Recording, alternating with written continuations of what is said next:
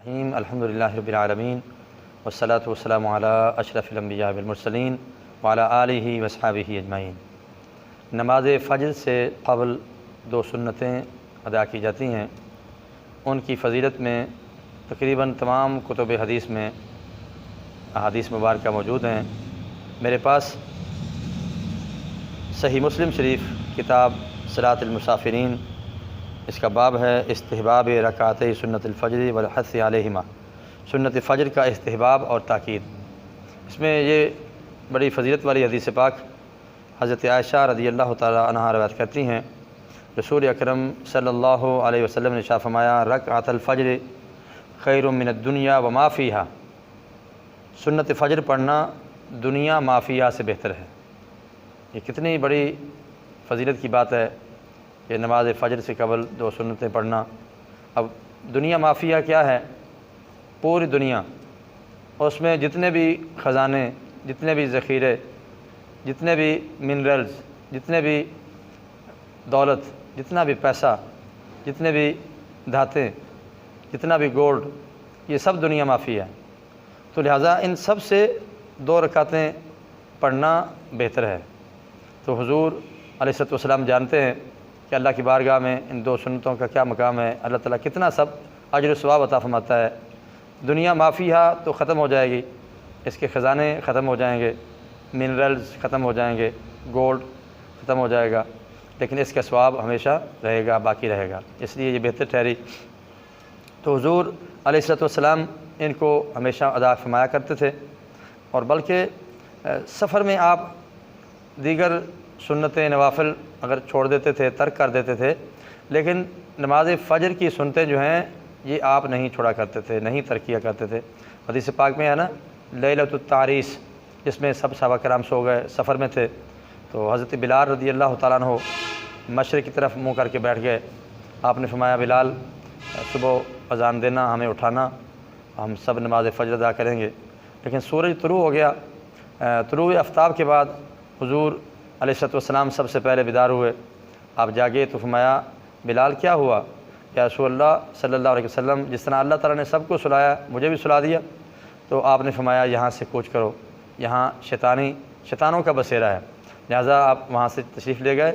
آپ نے سنتیں ادا فرمائیں 2 رکعت، اور اس کے بعد نماز فجر کی جماعت آپ نے کرائی۔ تو اس سے معلوم ہوا کہ کتنی اب فضیلت ہے، کتنی تاکید ہے۔ حضور علیہ الصلوۃ والسلام نے فرمایا تم پر لشکر بھی آ جائے، گھوڑے تمہیں روند ڈالیں، لیکن ان سنتوں کو ترک نہ کیا کرو، ان کو چھوڑا نہ کرو۔ اس لیے اس کی فضیلت ہے تو ان کو ادا ہی کرتے رہنا چاہیے۔ اور جب جماعت ہوتی ہے تو لوگ جلدی سے آتے ہیں، جماعت کھڑی ہوتی ہے اور آ کر 2 رکعتیں شروع کر دیتے ہیں، 1 رکعت مکمل ہو جاتی ہے، اس کی دوسری میں شامل ہوتے ہیں۔ اس سے بہتر ہے کہ پہلے آئیں اور پہلے سنتیں ادا کریں، اگر پہلے نہیں آ سکتے تو بعد میں پڑھیں، کیونکہ جماعت کے ساتھ نماز پڑھنا زیادہ فضیلت ہے۔ بلکہ ایک حدیث پاک ہے کہ جب اقامت کہی جائے تو اس وقت کوئی بھی نماز جائز نہیں ہے سوائے فرض نماز کے، تو لہٰذا جماعت کے ساتھ شامل ہوا جائے اور سنتوں کو بعد میں پڑھ لیا جائے۔ اب سنتوں کو بعد میں پڑھنے کے 2 گروہ ہیں۔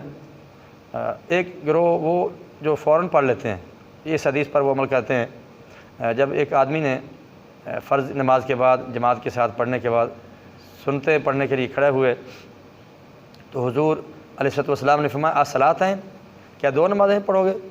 یا رسول اللہ صلی اللہ علیہ وسلم میں نے سنتے نہیں پڑھی تھی، تو آپ خاموش ہو گئے۔